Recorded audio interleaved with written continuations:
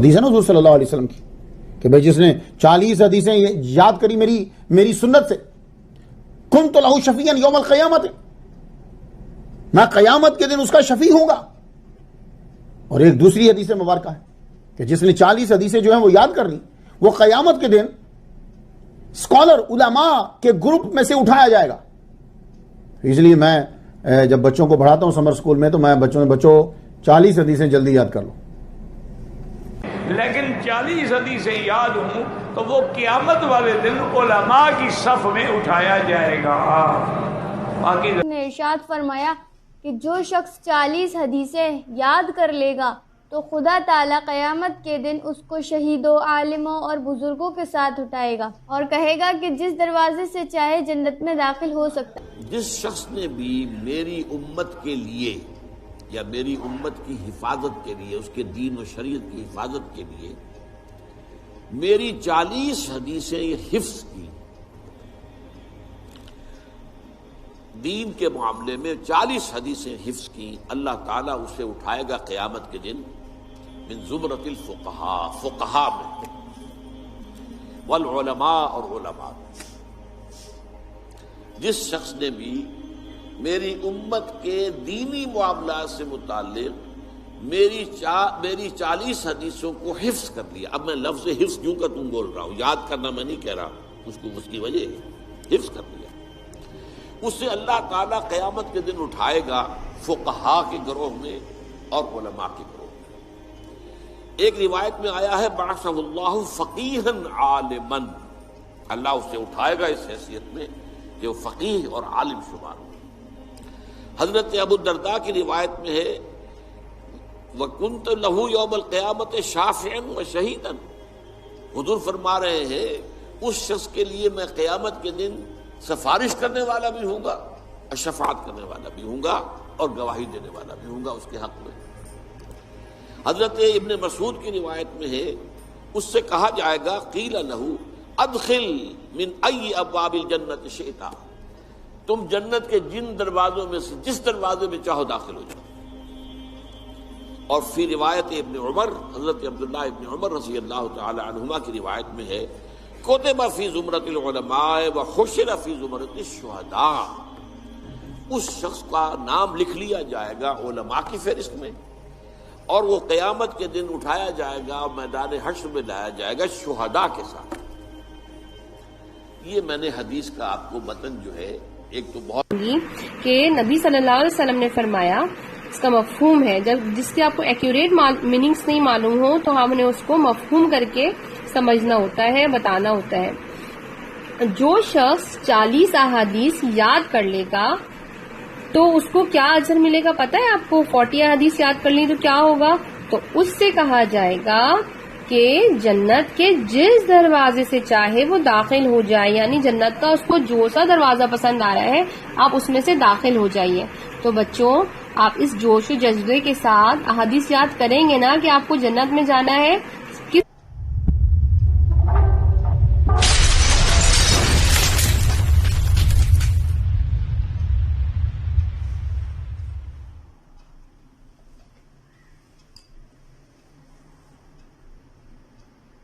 السلام علیکم ورحمۃ اللہ وبرکاتہ، الحمدللہ رب العالمین والصلاة والسلام علی اشرف الانبیاء والمرسلین نبینا محمد وعلی آلہ وصحبہ اجمعین، اما بعد، اعوذ باللہ من الشیطان الرجیم، بسم اللہ الرحمن الرحیم۔ قال اللہ تبارک وتعالی فی قرآن المجید یا ایہا الذین آمنوا ان جاءکم فاسق بنبأ فتبینوا ان تصیبوا قوما بجہالۃ فتصبحوا علی ما فعلتم نادمین۔ وقال النبي صلى الله عليه وسلم كذب علي متعمدا فليتبوأ مقعده من النار۔ رب اشرح لي صدري ويسر لي امري واحلل عقدة من لساني يفقهوا قولي رب زدني علما۔ میرے عزیز دوستوں اور بھائیوں اور میری اسلامی خواتین و حضرات، اللہ تبارک و تعالی کی توفیق سے میں آپ کے سامنے پھر ایک مشہور حدیث جو لوگوں میں عام ہے، 40 حدیثوں کی فضیلت کی جانچ پڑتال میں آپ کے سامنے करने की कोशिश करूंगा। अल्लाह तबारक व तआला से दुआ है कि अल्लाह तबारक व तआला हमें हक बात और सच बात कहने की तौफीक अता फरमाए, और जो हमसे लफ्जी तौर पर कहने में खताएं हों अल्लाह तबारक व तआला उसको माफ फरमाए, आमीन या रब्बल आलमीन। मेरे जिस दोस्तों और भाइयों और मेरी इस्लामी खवातीनों हजरात, अल्लाह तबारक व तआला की तौफीक से मैं इस हदीस के बारे में मुख्तसरन आपको बताना चाहूंगा। और जैसा कि आपने वीडियो के अंदर सुना है कि मुख्तलिफ मौलवी हजरात हैं, इसी तरह से मोहतरमा लोग हैं, आलिमा हैं, वो भी इस हदीस को बिला तहकीक, बिला उसकी सनद को चेक किए हुए लोगों में बयान करते हैं। इसी तरह से मौलवी हजरात भी हैं, जैसा कि आपने वीडियो के अंदर देखा है। और अक्सर व बेशतर भाई जो ऐसे ऐसे मौलवियों के मुकल्लिद हैं, वो कहते हैं कि आप इतने बड़े बड़े मौलवी के ऊपर आप तंज करते हैं, इतने बड़े बड़े मौलवियों के ऊपर आप तंज करते हैं, ये सही नहीं है। भाई इसको आप तंज अगर समझें तो ये आपकी गलती है। हमारा मकसद तंज करना नहीं है, बल्कि हमारा मकसद सही बात को दलील के साथ, जांच पड़ताल के साथ आपके सामने रखना है। माने न माने आपकी मर्जी, क्योंकि अल्लाह तबारक व तआला ने हर ईमान वाले को जांच पड़ताल करने का, तहकीक करने का हुक्म दिया है। लिहाजा वो अपने सलाहियत के मुताबिक, अपने इल्म के मुताबिक उसकी जांच पड़ताल करे, उसकी तहकीक करे। इसी तरह से मोहतरमा लोग हैं, उनसे भी गुजारिश है कि वो भी अल्लाह के इस फरमान के मुताबिक जांच पड़ताल करें, तहकीक करें सनद की, क्योंकि सनद दीन में से है। अल इस्नाद मिन अद-दीन, कि सनद जो है ये दीन में से है। लिहाजा चाहिए कि सनद को चेक करें, सही हो तो लोगों में बयान करें, गलत हो तो उसकी वजाहत करें। आइए मेरे जिस दोस्तों और भाइयों और मेरी इस्लामी खवातीनों हजरात, मैं ज्यादा वक्त न लेते हुए मैं इस हदीस के बारे में बतलाना चाहूंगा कि यह हदीस जो है अनस रदियल्लाहु ताला अन्हु से भी आई हुई है। इसी तरह से अब्दुल्ला इब्ने अब्बास रदियल्लाहु ताला अन्हुमा से आई हुई है, अब्दुल्ला इब्ने मसूद रदियल्लाहु ताला अन्हुमा से आया हुआ है। इसी तरह से अबू दरदा रदियल्लाहु ताला अन्हुमा से आया हुआ है। आइए मुख्तसर तौर पर देखते हैं कि यह हदीस किन कुतुब हदीस के अंदर आई हुई है। तो मैं मुख्तसर तौर पर बताना चाहूंगा कि अनस रदियल्लाहु ताला अन्हु से ये रवायत जो है, जो बयान किया जाता है, जैसा कि आपने मौलवियों की जुबानी सुनी है, तो अनस रदियल्लाहु ताला अन्हु से सर्फ असहाबुल हदीस किताब है, उसके अंदर आप देख सकते हैं सफा नंबर 46 पर, हदीस नंबर 24 पर, 25 पर। लेकिन इसकी सनद जो है मौजू मन घड़त है। इल्लत क्या है, खामी क्या है? इसकी सनद में एक रावी मुअली बिन हलाल, जिसको मुहद्दिसीन ने कज्जाब करार दिया है, झूठा करार दिया है कि ये रावी जो है झूठा है। और इसके अंदर दूसरा रावी अबान, ये मतरूकुल हदीस है। आप देख सकते हैं इमाम इब्न जौजी की अल-इलल जिल्द नंबर 1 सफा नंबर 125 पर। इसी तरह से अब्दुल्ला इब्ने अब्बास रदियल्लाहु ताला अन्हुमा से रवायत है, ये भी सर्फ असहाबुल हदीस के अंदर सफा नंबर 47 पर देख सकते हैं, हदीस नंबर 26 में देख सकते हैं। ये भी जो है सनद मौजू मन घड़त है। इल्लत क्या है? इसकी सनद में इसहाक बिन नजी, ये रावी जो है कज्जाब है, झूठा है। जैसा कि तारीख बगदाद के अंदर जिल्द नंबर 6 सफा नंबर 322, इसी तरह से मीजानुल एतदाल जिल्द नंबर 2 सफा नंबर 588 वगैरह में देख सकते हैं। इसी तरह से अब्दुल्ला इब्ने मसूद रदियल्लाहु ताला अन्हुमा से है, सर्फ असहाबुल हदीस सफा नंबर 47 में और 38 में, हदीस नंबर 27 है। और इसी तरह से हलियतुल औलिया के अंदर देख सकते हैं, हलियतुल औलिया जिल्द नंबर 4 सफा नंबर 189। इब्ने असाकर की अल-अर्बईन के अंदर भी देख सकते हैं, और भी कुतुब हदीस के अंदर ये रवायत देख सकते हैं, जो कि अब्दुल्ला इब्ने मसूद रदियल्लाहु ताला अन्हुमा की रवायत में है कि जो शख्स मेरी उम्मत के लिए 40 हदीस याद कर ले जिससे अल्लाह उन्हें नफा दे, तो उससे कहा जाएगा कयामत के दिन कि जन्नत के दरवाजों से जिससे चाहे दाखिल हो जा। तो ये जो है रवायत मौजू मन घड़त है। इसी तरह से अबू दरदा रदियल्लाहु ताला अन्हु से है, शोएबुल ईमान के अंदर, امام بہقی کی حدیث نمبر 1726 اور دوسرا نسخہ ہے جس میں حدیث نمبر 1597 کے اندر دیکھ سکتے ہیں یہ ایک سند ہے. یہ بھی روایت جو ہے موضوع من گھڑت ہے، اسی طرح سے یہ ضعیف بھی ہے. اور اس کی سند میں علت یہ ہے کہ عبد الملک بن ہارون جو ہے یہ کذاب ہے، جھوٹا راوی ہے، جیسا کہ امام یحییٰ بن معین رحمۃ اللہ علیہ نے تاریخ ابن معین کے اندر نمبر ہے 1516، اس میں انہوں نے کہا کہ یہ راوی جو ہے کذاب ہے عبد الملک بن ہارون. اسی طرح سے حافظ ابن حبان نے کہا کہ یہ حدیث گڑھنے والوں میں سے تھا. دیکھیے کتاب المجروحین کے اندر جلد نمبر 2 صفحہ نمبر 133 اور دوسرا نسخہ میں جلد نمبر 2 صفحہ نمبر 115 میں دیکھ سکتے ہیں. اسی طرح سے امام حاکم نے کہا یہ اپنے باپ سے موضوع روایت بیان کیا ہے. دیکھیے المدخل الی الصحیح صفحہ نمبر 170 اور نمبر ہے 129.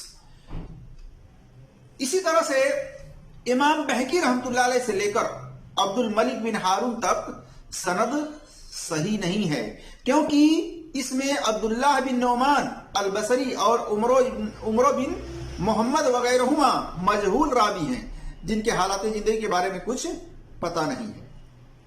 اسی طرح سے امام بہقی رحمۃ اللہ علیہ نے کہا یہ متن لوگوں میں مشہور ہے کہ جو 40 حدیث یاد کر لے تو قیامت کے دن اس سے کہا جائے گا کہ وہ جنت کے دروازوں میں سے جس سے چاہے داخل ہو جائے. اسی طرح سے جو 40 حدیث یاد کر لے تو وہ فقیہوں میں لکھ دیا جائے گا. اسی طرح سے جو 40 حدیث یاد کر لے اس کے لیے صفات نبی صلی اللہ علیہ وسلم واجب کر لیں گے، ان کے اوپر واجب ہو جائے گی اس کی صفات کرنا. تو اس طرح سے روایتیں جو ہیں اس کے بارے میں کہتے ہیں امام بہقی رحمۃ اللہ علیہ کہ یہ متن، یہ بات تو مشہور ہے لوگوں میں اور اس کی کوئی سند صحیح نہیں ہے. دیکھیے شعیب الایمان کے اندر حدیث نمبر 1727 میں، دوسرا نسخہ میں 1598 میں اسی طرح سے 40 حدیثیں یاد کرنے والی روایت کی اور بھی کئی سندیں ہیں، لیکن ان میں سے کوئی بھی سند صحیح یا حسن نہیں ہے. ابن الملکن نے کہا اگرچہ اس کی سندیں بہت ہیں لیکن حدیث کے حافظوں کا اس کے ضعیف ہونے پر اتفاق ہے. یعنی جو حفاظ ہیں حدیث کے جو حافظ ہیں ان کا اس بات پر اتفاق ہے کہ یہ تمام سندیں ضعیف ہیں. اسی طرح سے آپ دیکھ سکتے ہیں البدر المنیر جلد نمبر 7 صفحہ نمبر 278 پر ان کا قول ہے. اسی طرح سے تلخیص الحبیر کے اندر جلد نمبر 3 صفحہ نمبر 93 94 میں دیکھ سکتے ہیں، حدیث نمبر 1375 میں دیکھ سکتے ہیں. اسی طرح سے حافظ ابن عبد البر نے کہا وَإِسْنَادُ هَذَا الْحَدِيثِ كُلَّهَا ضعیف، اور اس حدیث کی ساری سندیں ضعیف ہیں. دیکھیے جامع بیان العلم والفضل جلد نمبر 1 صفحہ نمبر 95 کے نیچے حدیث نمبر 156 یہاں پر ان کا قول موجود ہے. حافظ ابن عبد البر نے بھی کہا کہ یہ تمام سندیں ضعیف ہیں اس تعلق سے جو حدیث آئی ہوئی ہیں. اسی طرح سے ایک بات یاد رکھیں میرے عزیز دوستوں اور بھائیوں اور میری اسلامی خواتین و حضرات کہ 40 حدیثوں کو نکال کر کے ایک کتاب لکھ دینا 40 حدیثوں پر مشتمل، ایسا کرنا 10 حدیثیں 20 حدیثیں 40 حدیثیں جمع کر کے ایک مکتوب یعنی ایک کتاب لکھ دینا یہ جائز اور درست ہے، لیکن اس کی فضیلت بیان کرنا ایک خاص متعین کر کے کہ یہ 40 حدیثیں 20 حدیثیں 10 حدیثیں جو یاد کر لے گا اس کو یہ فضیلت ہے، تو ایسی کوئی روایت صحیح نہیں ہے اس طرح سے عدد نکال کر کے بیان کرنے کے تعلق سے. اسی طرح سے صحیح حدیث سے یہ بات ثابت ہے، نبی صلی اللہ علیہ وسلم کا حکم ہے کہ جو بات مجھ سے سنے وہ دوسروں تک پہنچائے، اور نبی صلی اللہ علیہ وسلم سے یہ بات بھی ثابت ہے کہ اللہ تبارک و تعالی اس شخص کو تر و تازہ رکھے، یعنی اس شخص کو خوشحال رکھے جو میری بات کو سنے اور ہو بہو اس کو دوسروں تک پہنچائے. جیسا کہ سنن ترمذی میں حدیث نمبر 2657 وغیرہ میں دیکھ سکتے ہیں۔ تو جب صحیح حدیث ہمارے پاس موجود ہے تو ہم ضعیف موضوع من گھڑت حدیثوں کا سہارا کیوں لیتے ہیں؟ تو میرے عزیز دوستوں اور بھائیوں اور میری اسلامی خواتین و حضرات، ہم نے آپ کے سامنے تحقیقی طور پر 40 حدیثوں کی فضیلت کے بارے میں یہ وضاحت کی کہ اس بارے میں جتنی روایتیں ہیں اکثر و بیشتر یہ تو تمام کی تمام ضعیف ہیں، لیکن جو انس رضی اللہ تعالیٰ عنہ سے ہیں، عبداللہ ابن عباس رضی اللہ تعالیٰ عنہما سے ہیں، عبداللہ ابن مسعود رضی اللہ تعالیٰ عنہما سے ہیں، یہ موضوع من گھڑت روایتیں ہیں۔ اور موضوع من گھڑت روایتیں نبی صلی اللہ علیہ وسلم کا نام لے کر کے اس طرح سے بیان کرنے والے کے لیے جان بوجھ کر کے جو جھوٹی بات نبی صلی اللہ علیہ وسلم کی طرف منسوب کرتے ہیں، آپ صلی اللہ علیہ وسلم نے وارننگ دی ہے۔ فرمایا صحیح بخاری میں حدیث نمبر 109 110 وغیرہ میں، من کذب علی متعمدا فلیتبوأ مقعدہ من النار، کہ جس نے جان بوجھ کر کے میری طرف جھوٹی بات منسوب کی جس کو میں نے نہیں بیان کی ہے تو اس کو چاہیے کہ وہ اپنا ٹھکانہ جہنم میں بنا لے۔ تو میرے عزیز دوستوں اور بھائیوں، ہمیں چاہیے کہ ہم جھوٹی روایتوں سے اجتناب کریں، بچیں، یا ان کو اگر بیان کریں تو اس کے بارے میں وضاحت کریں، لوگوں کو آگاہ کریں، بتائیں کہ یہ جھوٹی روایتیں صحیح نہیں ہیں۔ اور اسی طرح سے میرے عزیز دوستوں اور بھائیوں، اللہ تبارک و تعالیٰ سے دعا ہے کہ اللہ تبارک و تعالیٰ ہم تمام مسلمانوں کو قرآن اور صحیح حدیث پر عمل کرنے کی توفیق عطا فرمائے اور ہر ایک کی بات کی تحقیق کرنے کی توفیق عطا فرمائے۔ آمین یا رب العالمین۔ السلام علیکم ورحمۃ اللہ وبرکاتہ۔